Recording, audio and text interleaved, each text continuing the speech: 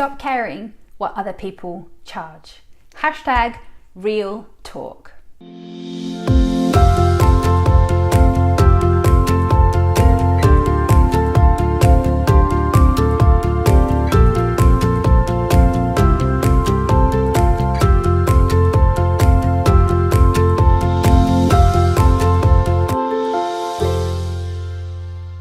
Hey guys, Dawn here. Welcome back to Bridal Business TV, where I help the overwhelmed, uninspired, and downright deflated hairstylists and makeup artists knock the tiara off their brides by turning their business into an ever ka-chinging cash register that attracts brides who book you in advance, pay you on time, and never haggle your prices. So we're getting serious today. This is my serious face. I know it's scary, right? But I just want to get real for just a sec and say this. Stop caring what other people charge, because it's the most irrelevant, insignificant waste of brain power to just even think it. I promise you, it is a complete waste of time thinking about what other people charge. Here's the thing. Whenever I see stylists post comments in the Facebook forums that say things like, oh, I wish there was a standard price so that everyone, charges the same, or oh, there are so many makeup artists and hairstylists out there and they're charging such cheap prices for bridal.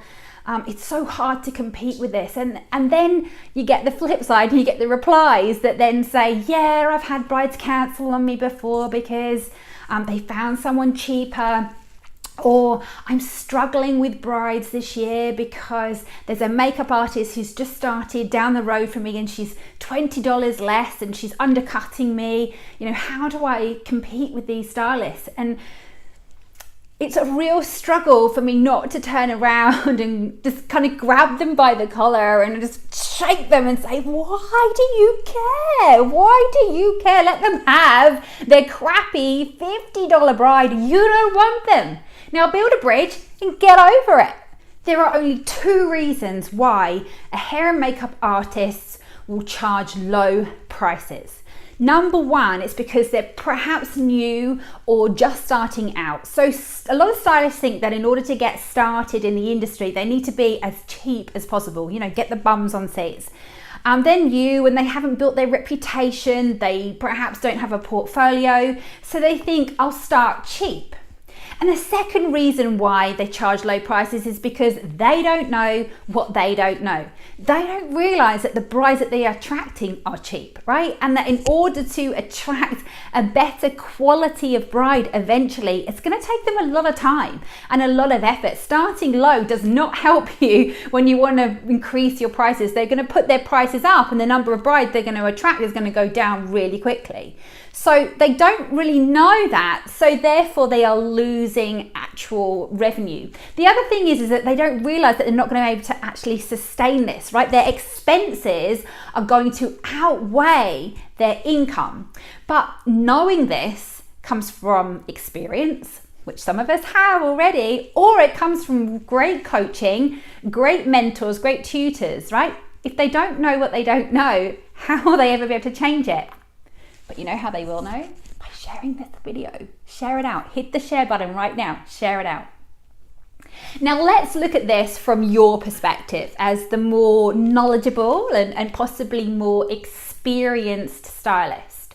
What you need to know is this. Any bride who is booking a stylist at a lower price to you is not your bride and never will be. These stylists are not your competition, because a bride who pays $50 for hair and makeup was never going to pay $200. Heck, they were never going to pay $75, right? So you can't ever think of these hair and makeup artists as taking away your brides, because whether this stylist existed or not, they would never book you, right? They want cheap and that's not you.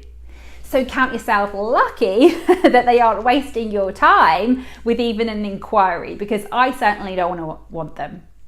Second of all, because I've been asked this before, and it answers a sort of a statement I made earlier, and that's, what about those brides who say, I found someone cheaper and they cancel bookings. And it's perhaps only $20 cheaper per person, but you got to think about this from a bride. In bridal, it's significant. You've got a party of 5 or 6 people, they might be saving a good $100. So what we need to work out though is what's happening here. Why is it that brides are not paying that extra? Why aren't they willing to pay that $20? And really it is because you're not quite showing your point of difference. So why should they book you over anyone else? This is not just related to the fact that you've got an amazing package, right? What you're actually offering. This goes a lot deeper into your guest experience, right? What's the experience that they're going to get with you? And that starts at the point where they first come into contact with you, which a lot of the time it's social media. So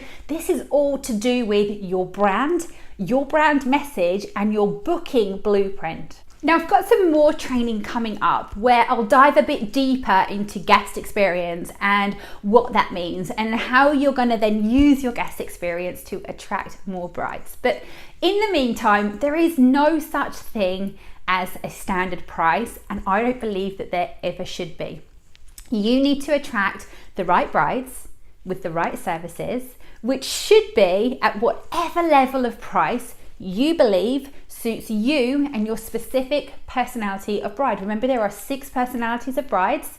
We'll go into them another time, but you only need to attract one personality of bride, and you need to look at the area you're living in and where you're attracting them from, and that's who you want to target, and that's where your price should be at that level where you deem is appropriate for you.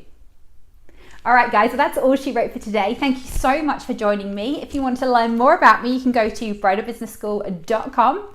I shall see you all again real soon.